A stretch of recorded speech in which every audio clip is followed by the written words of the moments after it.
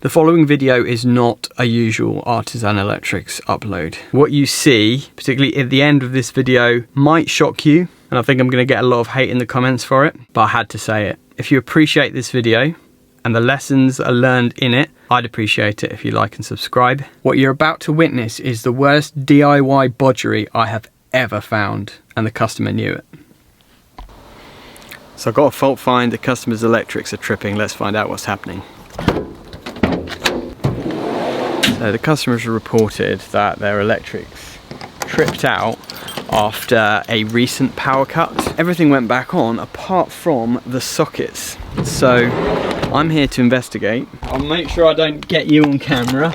Don't worry about it. It doesn't worry me. Okie doke. That's the fuse box in here. Okay, well that is it's an old pretty ancient one, yeah. The old Crabtree C50s. I don't know what it's called, but I know it worked. And just explain to me what happened then. Power went off in the street for several hours. When the power came back on, the fuse blew. Right. And it's this one here. Lower sockets, is it? That's something what it like says. That socket there at the bottom. Yeah. Is one that I installed, and that's on the 30 amp. Right, okay. It shouldn't be, but it is. Okay. When you turn this back on, it goes bang and flash, does it? If you push it up, it'll go bang. I'll run some tests I'll show you what first. I think the problem is if you want. Okay, yeah, tell me what you think it is, because that's always a good place to start. This is new, and that pump is new. Okay. Was that replaced because the old one was broken, or have they changed it? Died. Oh, right, okay. We'll figure that out. That looks like, yeah, some kind of weird relay unit. So did you say you used to be a sparky, did you? I used to do installation of the cables. I didn't do the sparky work. I used to do the wiring, and an electrician used to come in and check it all. Right, okay, so you were like an electrician's mate kind of thing. That's it, yeah. Yeah. All this electrics comes from a plug socket just here. Just a couple of speakers. You like a bit of music while you're in the bath, eh? That's it. This socket, double socket here, is just for the telephone. Wow, you've wired quite a lot of stuff off that box, haven't you? There is quite a lot, but this is all working, and it's never gone off apart from when we had the power cut. Right, well thanks for that. I'll do some investigation and see what I can find, eh? Yeah, that's definitely definitely blowing. Right, so first thing I'm going to check is the obvious stuff. Just get the cover off the board. Never know, it could be something obvious, but do you think I should just do a runner? What do you do, guys, when you see this kind of situation? Do you say, I'll look into it? Actually, I'm going to start the clock as well.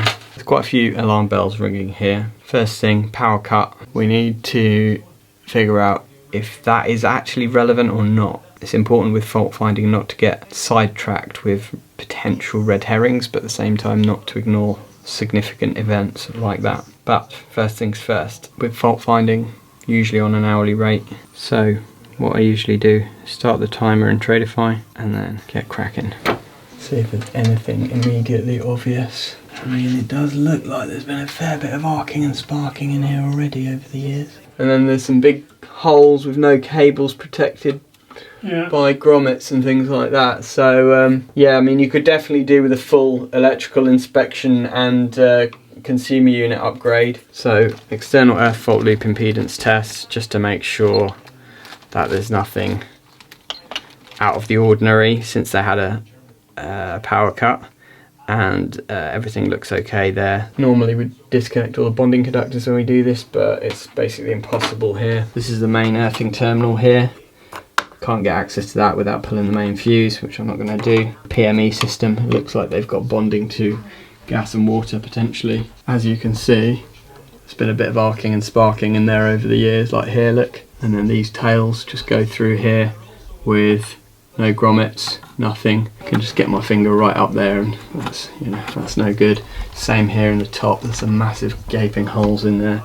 It's just a complete mess, to be honest. And you've got twin and earth wired off a plug top, and this transformer has got an old plug with no insulated pins, very dodgy. I mean, it's just a complete disaster. I don't know how anyone's changed the meter to a smart meter here without raising alarm bells, to be honest. That pretty much sums it up.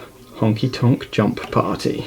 This breaker that does the offending circuit also has something else wired off of it. Now I'm guessing this is a ring circuit, so we can do some ring tests, but I might just disconnect this spur first and check to see if the fault is on that spur or on the ring itself.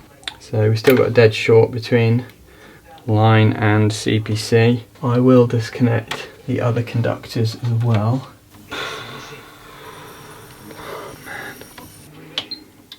Okay, so we've got a dead short there and a dead short there. So it looks like it is a ring. I can test that by doing a low impedance ohm reading, a ring circuit reading of 0.39, which is good. So it is a ring. And see what we've got now that we've disconnected the neutrals. 0.00. Okay, so still similar. And then if I put that on hold and then I change that to neutral, bear it in mind with 250 volts, so we're not going to damage anything. Yeah, fluctuating quite a lot between line and neutral. And then if we do between neutral and CPC as well, it's pretty low as well. So it's like all three conductors, and it's jumping around all over the place, which is a bit weird. Let's go and turn a few things off and see if we can get the reading a bit better. There's literally DIY bodgery in here everywhere. I mean, the customers has been slinging in bits of trunking with extra sockets here, there and everywhere. Got a tumble dryer there, wired off of a bit of trunking, and it goes through here and then into there. So that is this. So that's what that spur does. And you know, it's just in that grommet there, and then it goes along, does this socket and that socket. So two double sockets spurred off a bit of 2.5 on a 30 amp breaker. Let me know in the comments if that's acceptable or not. Everywhere I look it just gets worse. And it's just extension leads everywhere. That spur is live, and that spur does this. Oh man. I mean, look at that. They've literally screwed that into the wall. Just straight through the plastic. It's not designed to do that. It's not even a good brand. Tesco. Honestly guys, I am beyond. I just don't know what to do. I don't know where to start. I don't even know if I want to get involved with this. It's just such a nightmare. Like the guy has rigged flipping speakers up in his bathroom, for goodness sake. This place is like a cave of wonders. Absolute hoarder's paradise in here. I just want to go home. I mean, look at this, like this extension lead. So you've got sockets there with splitters coming off. Extension leads running off that. There's definitely no power in here to speak of, which is good. At least he doesn't have a socket in his bath or something. The more I get stuck in, the more problems I'm gonna find. Ooh, that made a funny noise. We are better, look at that. Got a better reading. Yeah, we're getting somewhere. I've managed to clear the fault. Oh well, no, cleared it off the neutral, but it's still on the live, so it was yes, it's live to earth fault, it seems. You've not like put anything up on the wall or anything like that recently, have you? Drilled any holes? Or? This was right. A new addition. When was that? Probably Friday. Right, okay. If you lift it up and pull it out. Yeah, a couple of screws there. Well, it's worth checking just in case there's a cable behind there that might have got screwed into or something. There's a light there, isn't there? Yeah, exactly, because you've got a screw right there next to the light switch, so I'll check that. I'm going to check this socket because it's on a similar line to that. You never know. It could be some kind of weird goings on because this room here has been altered at some point. There used to be a wall there. I'll unscrew this and see what I can find.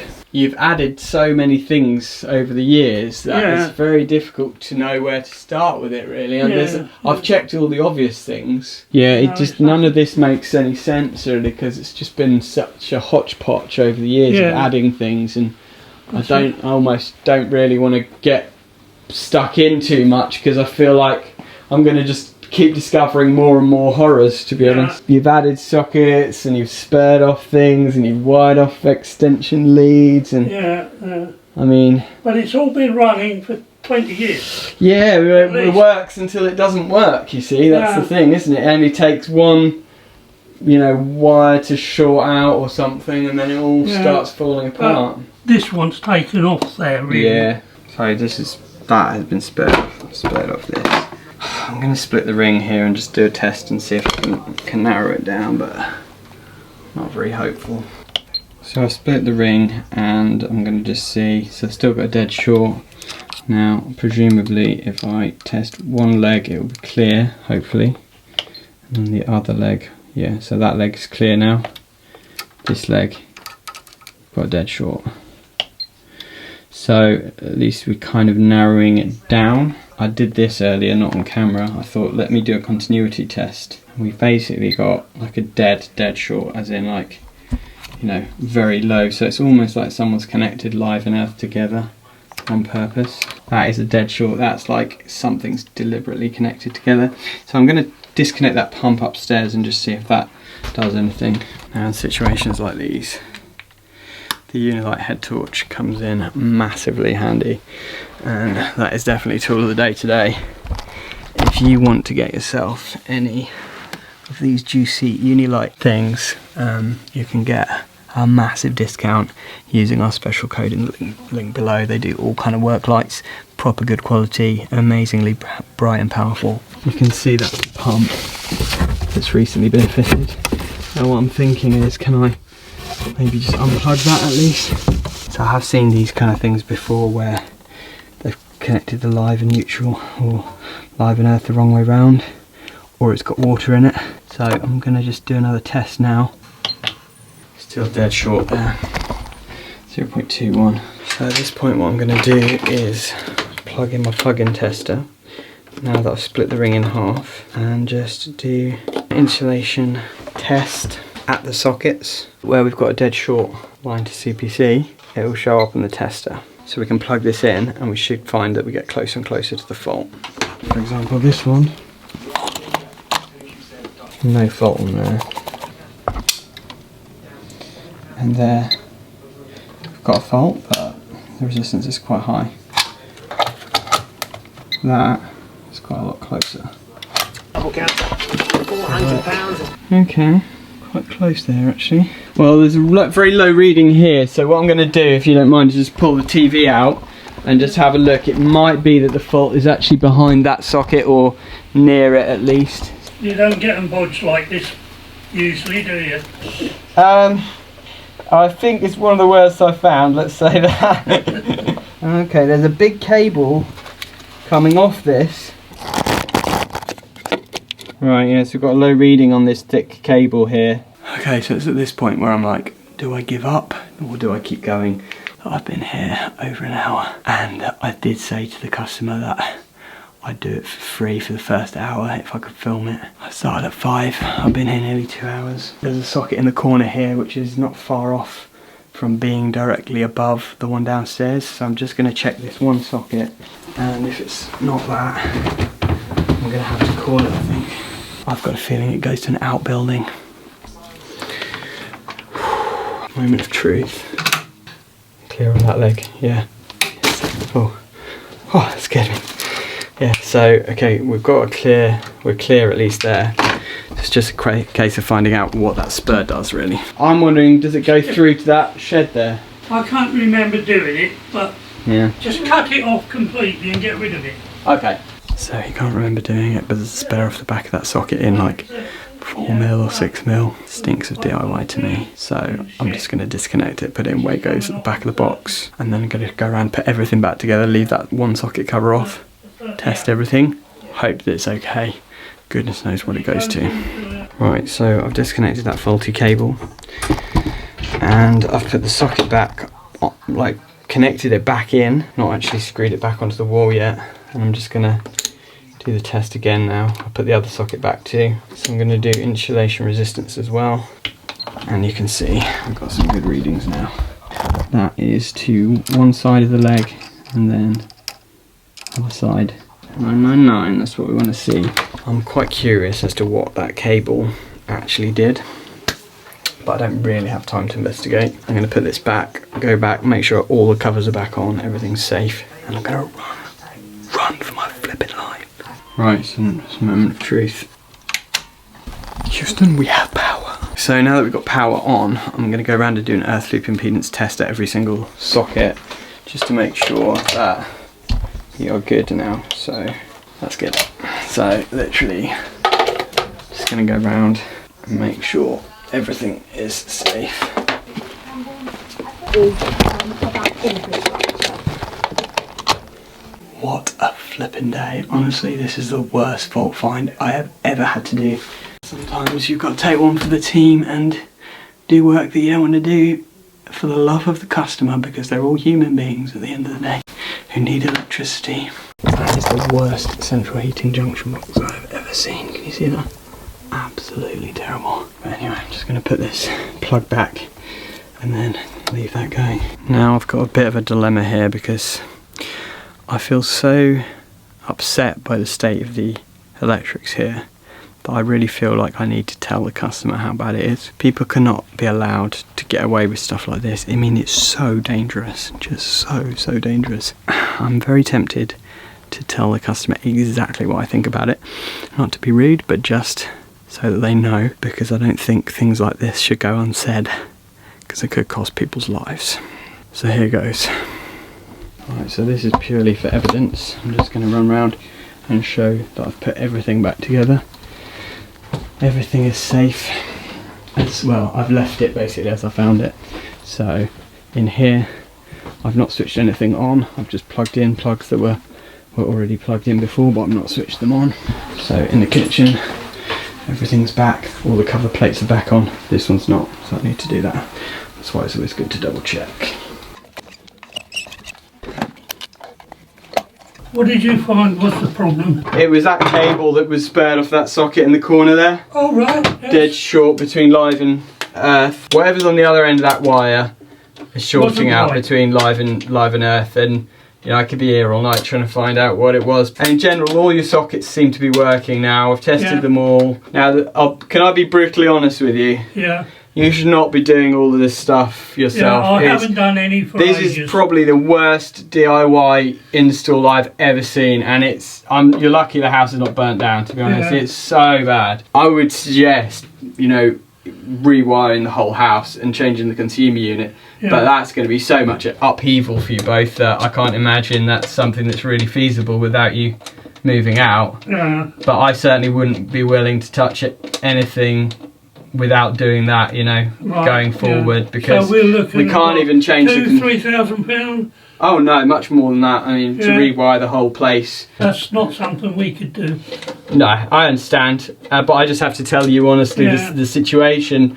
I mean, you'd have to move out because it'll involve ripping out all the old wiring and starting again, basically, and the consumer unit upgrading. Normally, I would suggest just test all the wiring and then change the consumer unit, but it's too far gone. It's too far gone. Yeah. It is. I wouldn't be willing to put my name against any kind of certificate without starting from scratch, basically. Yeah. I'm sorry to be so blunt about it, but I feel like I have to tell you. I feel like I have to tell you how it is, you know, because lives are at risk when people do this kind of stuff, and you just shouldn't. I do understand. Shouldn't be doing it. But all I can do is. What do I owe you for today? Let me have a think about it. I think we've definitely gone over the hour, haven't we? So I'll probably have to charge you something. But yeah, at least we got your power back on. And I tell you what, as you've let me film it, let's just call it quits. Yeah, I feel like no, it's all right. You keep that. Yeah. You keep that, and just promise me that you're not going to do any more. No, I'll be able to sleep better at night knowing that than having any money off you, to be honest. Yeah. If I have anybody ring me up wanting electrics, if you give me one of your cards, I'll let them know your number. Yeah, okay, yeah. You know, I still get calls now. Yeah. You know. Yeah, well, it's one of those I things. just can't do anything anymore. I can't believe how much help you've been. Oh, you're very welcome. I'm just glad that I managed to find it and get your power back on at least. Yeah.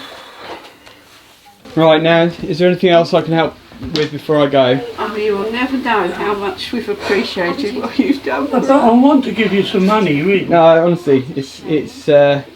I'd rather not. I'd rather feel that I've done a good deed today. I'm the boss. I don't usually come out and do this stuff. Label your video as "This is what you don't do." Something like that. Yeah, I think that's going to be the thing. Yeah. Okay. Well, you take care, both of you. Okay. Thank you very, very much indeed. No worries. What a job. That is literally the worst fault find experience I have ever had. And it wasn't even a difficult fault to find, but it was just the hideous state of the DIY bodgery that was in that place. And I felt bad, but I just felt like I had to say it. I had to say straight to the customer that it's not acceptable, because people should not be allowed to get away with that stuff. That gentleman and his wife could not be here today because of the bad state of their electrics. And in fact, I think what I'm going to do is write them an electrical danger notice and post it to them just to cover my back. Because honestly, I mean, you didn't even see the half of it, but what you saw hopefully was enough to make you realise that a little bit of knowledge can be really dangerous. And you know what scared me the most? And I've not said this yet. He said to me at the end, oh, I used to have a handyman business for 30 years. I can bet my bottom dollar that he was not just doing woodwork in people's houses. You can bet that he was doing electrics like that in people's houses too. And that just scares the hell out of me. It makes me physically want to vomit. And his wife was so upset, she was literally in tears. Now you saw that he tried to give me money, and I was at a bit of a loss as to whether to accept it, really. And I'll tell you why. 2 reasons. One, if I accepted the money, I feel like I'm more liable if something goes wrong because they're a paid customer. If I don't accept any money and it's like I'm just doing a favour, then at least if something goes wrong, I don't know, in my mind I'm less liable, but maybe that's a load of rubbish. Part of me wanted to take the money just so that it hurt his pocket, because I feel like if these kind of things hurt people's pockets, then they're more likely to learn from it. Now I've just given him a favour, 2.5 hours free labour, and maybe now he's more likely to call me back for something else. The other thing was, he said to me, oh, give me some of your cards and I'll give them out to my clients. And I'm thinking, I do not want to be going back to some of his dodgy clients where he's done some bodgy wiring. I mean, that just gives me like a panic attack just thinking about it. It's like, oh. Anyway, I'm done. It's nearly 8 o'clock in the evening. I've been here for 3 hours pretty much, but I hope you did enjoy. And if you did, make sure you like and subscribe. We do have a few other interesting fault find videos, so click here to watch a video of me nearly getting electrocuted by a plug of a boiler, and click here to see my full step-by-step guide of how to find faults when there are squirrels who've been chewing on cables. But either way, thanks for watching, and we'll see you on the next one.